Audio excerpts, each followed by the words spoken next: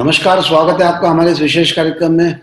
राजवाड़ा से residency column काफ़ी लोकप्रिय प्रिंट में हो चला है और उससे भी ज़्यादा लोकप्रियता इस कॉलम की अब जब हम इसका वीडियो शो बना रहे हैं वरिष्ठ पत्रकार अरविंद तिवारी जी के साथ, जो इसके लेखक हैं, लगातार बढ़ती जा रही है। आप लोगों के सुझाव लगातार मिल रहे हैं, साथ ही आपका प्रतिसाद भी अच्छा मिल रहा है। अरविंद जी, एक बार फिर स्वागत है आपका हमारे इस नए एपिसोड जी, में। नमस्कार। अरविंद जी, आपने इस बार जो लिखा है वो ई टेंडरिंग की घोटाले की जो जांच है, उसमें भी राजनीति आने लगी, इसको लेकर लिखा है। क्या है माजरा ये? बिल्कुल सुनील जी, आपने सही कहा कि ई टेंडर घोटाले की जांच जो है वो अब मध्य प्रदेश की राजनीति में अपना असर दिखाने लगी। और ये तो आपको मालूम है कि इस मामले में नेताओं के और अफसरों के अपने अपने प्लस माइनस हैं। राज्य में आर्थिक अपराध ब्यूरो केंद्र में जो है ईडी इसकी जांच कर रहा है। ईडी ने इस मामले में एक गिरफ्तारी भी की है। तो इसकी जांच जो है की दिशा पर लगातार नजर रखना बड़ा दिलचस्प होता जा रहा है कि देखना है आगे आगे होता है क्या। जब ई टेंडर मामले में जब भाजपा, शिवराज सरकार और ईडी सक्रिय हुए थे तो लगा था कि कमलनाथ को घेर रहे हैं, कमलनाथ और उनके नजदीकी लोगों की घेराबंदी के लिए सब कुछ हो रहा। और जब ईडी ने एक अन्य मामले में 3 आईपीएस और एक राज्य पुलिस सेवा के अधिकारी को घेरा था, तो ऐसा लगा था कि ये मामला जो है अब मतलब एक अलग मोड़ ले सकता है और इसके टारगेट पे कमलनाथ रहेंगे।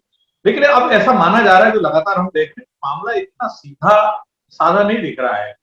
तो इसमें कहीं ना कहीं बीजेपी की अंदरूनी राजनीति का भी असर दिख रहा है और जो नौकरशाहों के बीच आपसी खींचतान रहती है, जो नौकरशाहों की गुटबाजी है, उसका भी असर इसमें देखने को मिल रहा है। क्योंकि ये बड़ी चर्चा है और लोगों का आकलन है। सामान्य लोग जो है वो तो ये मानते हैं कि टेंडर मामले में कहीं ना कहीं शिवराज सरकार के मंत्री और उस दर कई मंत्री, जो शिवराज सिंह की सरकार थी उसके कई मंत्री और पुराने नौकरशाह जो है वो भी घेरे में है। इसलिए मतलब इसको बहुत सीधी भाषा में कहा जाए कि जांच की जो जिग-जैग पगडंडी है ना, इस पे नजर रखना बहुत जरूरी है। कब क्या डेवलपमेंट हो जाए, कौन निशाने पे आ जाए, किससे बख्श दिया जाए, वो मतलब बड़ा दिलचस्प होता जा रहा है। और जैसा माना जा रहा था कि कमलनाथ टारगेट पे रहेंगे, उनको निपटाया जाएगा, उनके नजदीकी लोगों को टारगेट पे लिया जाएगा, ऐसा फिलहाल होते हुए नहीं दिख रहा है। और दिलचस्प ये है कि कहीं ना कहीं इस सब को भाजपा की जो इंटरनल पॉलिटिक्स है उससे जोड़कर देखा जा रहा है। ये दिलचस्प है। केंद्रीय कृषि मंत्री नरेंद्र सिंह तोमर के बारे में लिखा है कि अब वे थोड़े से परेशान दिख रहे हैं, जबकि शुरुआती दौर में उन्होंने किसान आंदोलन को लेकर काफी महत्वपूर्ण भूमिका अदा की थी और किसानों से बातचीत के उनके जो दौर चले थे, हालांकि नतीजा अभी तक नहीं निकल पाया है और इस समय थोड़ा परेशानी के दौर से गुजर रहे हैं। देखिए, नरेंद्र सिंह तोमर बहुत संजीदा नेता हैं, बहुत तालमेल जमा के किसी भी मुद्दे को डील करते हैं। और जब ये माना गया था कि देश के कृषि मंत्री के रूप में जो किसानों का आंदोलन है और उसको बहुत अच्छे से हैंडल करेंगे, डील करेंगे। और हमने शुरुआत की जो 3-4 दौर की वार्ताएं थी उसमें देखा भी कि जो है नरेंद्र सिंह तोमर ने बहुत संतुलन के साथ सारे पक्षों से सामंजस्य रखा है। लेकिन जैसा आपने कहा कि अभी तक नतीजा कुछ भी नहीं आ पाया, लगातार 10-12 दौर की बातचीत हो चुकी है और नतीजा नहीं आया। और अब ऐसा माना जा रहा है कि सरकार का रवैया भी कहीं ना कहीं इस सब को लेकर बड़ा सरकार भी अड़ी हुई है कुछ मुद्दों पर।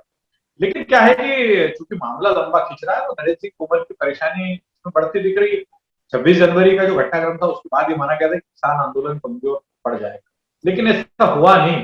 किसान आंदोलन जैसा था वैसा ही है। और बल्कि देश के कई राज्यों में जो है वो किसान, कई राज्यों किसान भले ही दिल्ली नहीं पहुंच पा रहे हो, लेकिन कई राज्यों में ये आंदोलन अपने पैर पसारता जा रहा है। तो ये चिंता का विषय, खासकर महाराष्ट्र और जो साउथ के राज्य है वहां पर जिस तरह से आंदोलन पैर पसार रहा है, तो कहीं ना कहीं ये माना जा रहा है कि केंद्र के स्तर पर बातचीत से इसका समाधान नहीं हो पा रहा है। तो चूंकि बातचीत को लीड का नेतृत्व, बातचीत में भले ही पीयूष गोयल शामिल रहता है लेकिन उसका नेतृत्व तो कृषि मंत्री होने के नाते नरेंद्र सिंह तोमर ही कर रहे हैं। इसलिए कहीं ना कहीं ये जो सब कुछ हो रहा है इससे नरेंद्र सिंह तोमर की परेशानी तो बढ़ रही है। भाई, एक आंदोलन का इतना लंबा खींचना, कई दौर की बातचीत के बावजूद किसानों को नहीं समझा पाना, और अब सरकार का रवैया अपना लेना। सरकार भी अभी पहले लग रहा था कि हमारी बात किसान मान लेंगे, अलग अलग फ्रंट पे मान लेंगे, लेकिन अब ऐसा नहीं लग रहा, बल्कि आंदोलन दिन ब दिन और तेज होता जा रहा। तो ये सब नरेंद्र सिंह तोमर की परेशानी बढ़ाने वाला। अनिल जी, के मिश्रा जी को प्रदेश कांग्रेस में महासचिव मीडिया के तौर पर पदस्थापना की गई है। के मिश्रा के बारे में माना जाता है कि वे काफी स्टडी के बाद कोई बयान जारी करते हैं और हर किसी प्रकरण में उनका डॉक्यूमेंटेशन काफी मजबूत होता है। क्या कहते हैं इसको लेकर? देखिए, के मिश्रा कांग्रेस के उन नेताओं में हैं जो हमेशा भारतीय जनता पार्टी पर धारदार आक्रमण, और जैसा आपने खुद कहा कि उनका बहुत विस्तृत अध्ययन है, उनके पास हर मामले से संबंधित दस्तावेज बहुत पुख्ता रहते हैं और इसी कारण उनका आक्रमण भी बहुत पैना है। तो के मिश्रा के बारे में ये भी कहा जाता है कि वो कभी लाभ सुख की राजनीति नहीं करते। मतलब लाभ सुख की राजनीति में मेरा आशय है कि कई ऐसे नेता रहते हैं जो मौके के मुताबिक समझौता कर लेते हैं। आपने और हमने देखा कि जब महेश जोशी कांग्रेस की राजनीति में बहुत पावरफुल हुआ करते थे, तब के मिश्रा उनसे भिड़ लिए और के मिश्रा की उनसे टकराहट थी।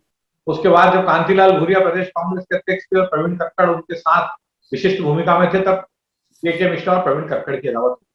कमलनाथ जब मुख्यमंत्री बने तो ऐसा माना गया कि के मिश्रा को बहुत प्रतिसाद मिलेगा और एक स्थिति ऐसी बनी थी कि वो मुख्यमंत्री के मीडिया सलाहकार की भूमिका में आने वाले थे। वल्लभ भवन की 5वीं मंजिल पे उनके लिए कमरा भी आरक्षित हो गया था, लेकिन वो अंततः कुछ हासिल नहीं हो पाए।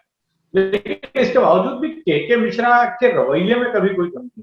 और अभी जब भारतीय जनता पार्टी सरकार में है, कांग्रेस के विपक्ष में है, और हमने उपचुनाव का दौर भी देखा, उपचुनाव के दौर में भी के मिश्रा के आक्रमण बहुत धारदार रहे और उन्होंने ग्वालियर चंबल संभाग में ज्योतिरादित्य सिंधिया सहित भारतीय जनता पार्टी के नेताओं को कटघरे में खड़ा करने में कोई कसर बाकी नहीं। तो मुझे लगता है कि सारा ये जो संघर्ष सत्ता के दौर में तो के मिश्रा कुछ हासिल नहीं कर पाए, लेकिन अब भले ही कांग्रेस विपक्ष में है, लेकिन कमलनाथ को के मिश्रा की याद आई और उन्होंने के मिश्रा के लिए एक नया पद सृजित किया पार्टी में महासचिव मीडिया का। और मुझे लगता है कि के मिश्रा जो है प्रदेश कांग्रेस और राज्य इकाइयों के बीच, जिला इकाइयों के बीच तालमेल तो देखेंगे ही देखेंगे, और मीडिया से जुड़े मुद्दों में भी कमलनाथ के अगुवाई वाली प्रदेश कांग्रेस में बड़ी अहम भूमिका रहेंगे। अभी जीतू पटवारी मीडिया सेल के चेयरमैन है, नरेंद्र सरूजा प्रदेश अध्यक्ष के मीडिया समन्वयक है, और इसी बीच तीसरा नाम के मिश्रा का आया है महासचिव मीडिया के रूप में। तो मुझे लगता है कि कांग्रेस जो है अपने आक्रमण को मिश्रा को अपनी टीम में अहम भूमिका देकर और पैना करना चाहती है। ये बात सही कही आपने कि के मिश्रा कभी समझौतावादी राजनीति नहीं करते रहे हैं। बहरहाल इंदौर आईजी के पद पर हरिनारायण चारी मिश्रा जी की नियुक्ति को लेकर क्या कहते हैं?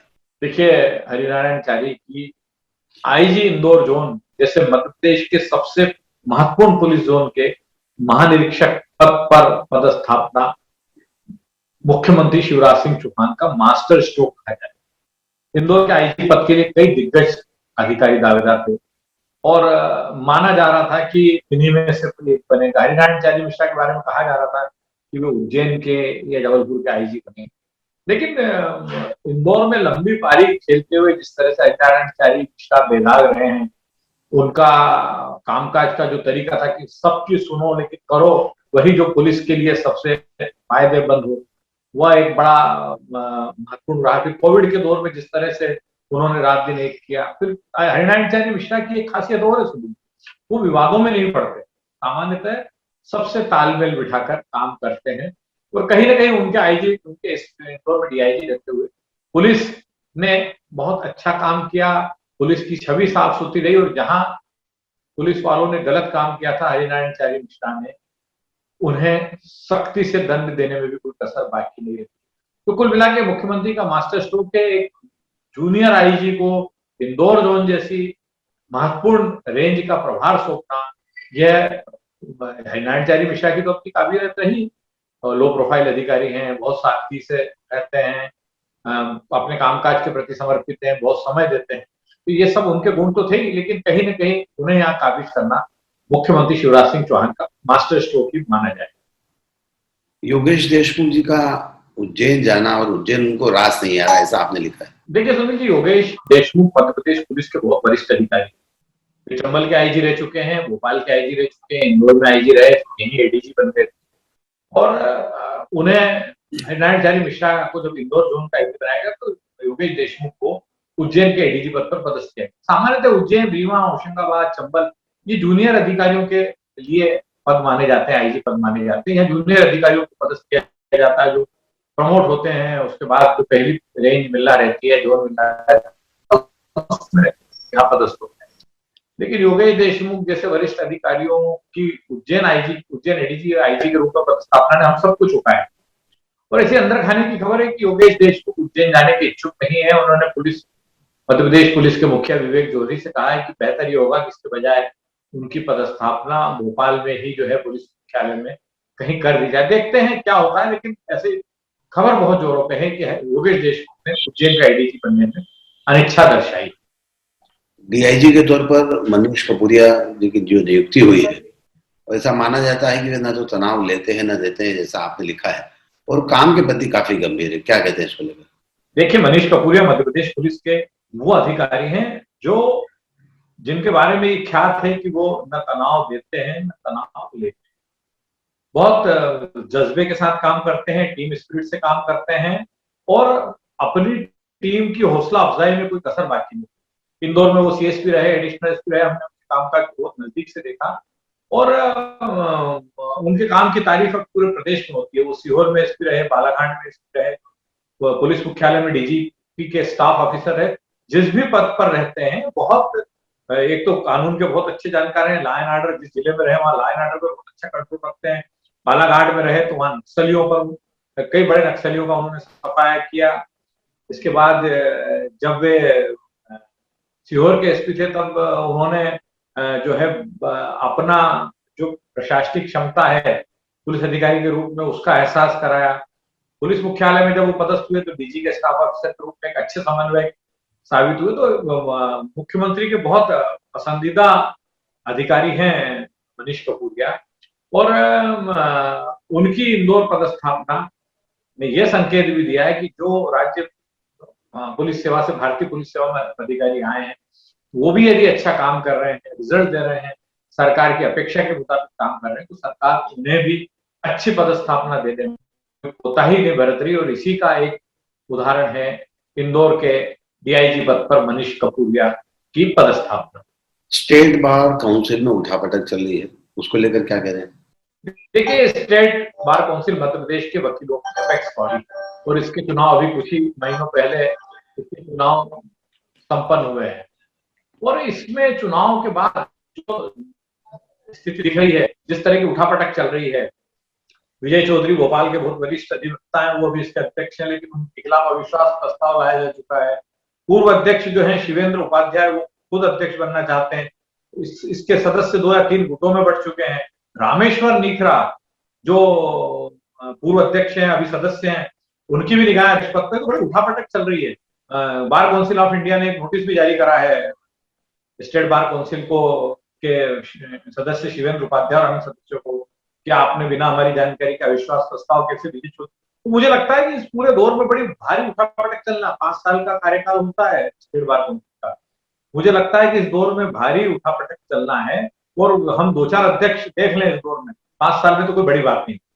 अरविंद जी, आरएसएस के बारे में ऐसा माना जाता है कि वे अपने किसी भी कार्यकर्ताओं को विवाद में नहीं देखना चाहते और अभी कुछ कार्यकर्ता हाल ही में ऐसी किसी स्थिति बनी है उनके समक्ष, तो आरएसएस ने उनसे पल्ला झाड़ लिया है। देखिए, राष्ट्रीय स्वयंसेवक संघ के बारे में ये माना जाता है कि राष्ट्रीय स्वयंसेवक संघ चाहता है कि जो उसके पदाधिकारी हैं वो समाज सुधार में काम करें, हिंदुत्व को आगे बढ़ाने की दिशा में काम करें। लेकिन अभी पिछले कुछ दिनों से देखने में आ रहा है कि राष्ट्रीय स्वयंसेवक संघ में जिम्मेदार पदों पर बैठे कई लोग विवादास्पद मामलों में मध्यस्थ की भूमिका निभाते नजर आ रहे हैं या सरकारी कामकाज में हस्तक्षेप करते नजर आ रहे हैं। कुछ दिनों पहले आयकर विभाग और सेंट्रल एजेंसी ने इंदौर में जो है सर्च किया था और उसमें गुरुजी सेवा न्यास से जुड़े कुछ पदाधिकारी जो हैं वो उनके यहाँ से काफी केस भी मिला, उनके कर चोरी का मामला भी माना गया और मतलब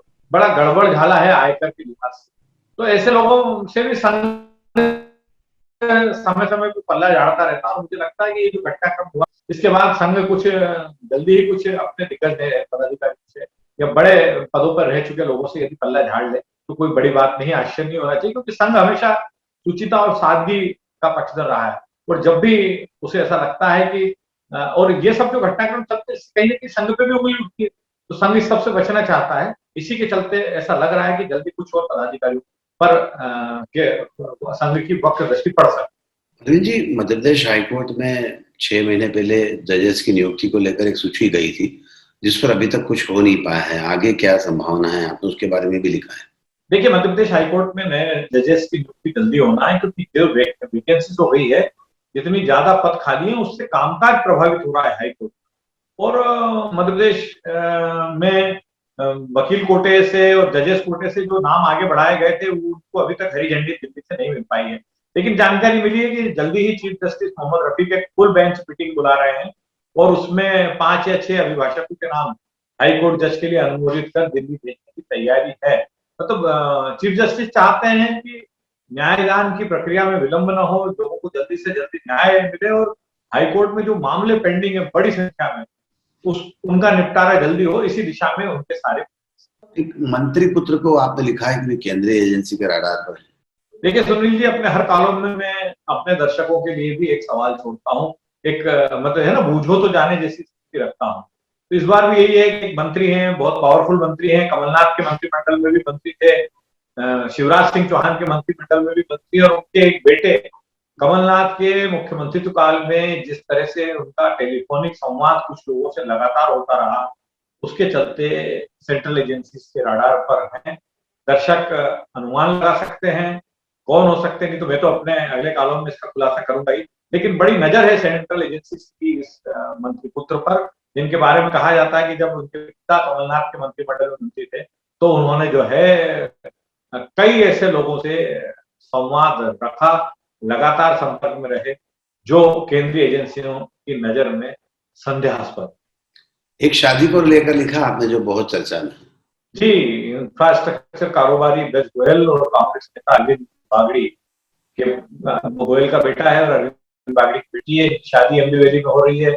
बड़ी लेविश शादी है और कोरोना के दौर में जिस तरह का ये समारोह आयोजित हो रहा है, वो कहीं ना कहीं पड़ताल का विषय बन गया है, क्योंकि दोनों, जिनकी बेटे की शादी है और जिनकी बेटी की शादी है, वो दोनों जिस अंदाज में इस शादी में खर्च कर रहे हैं, उस पर जो है पड़ताल शुरू हो चुकी।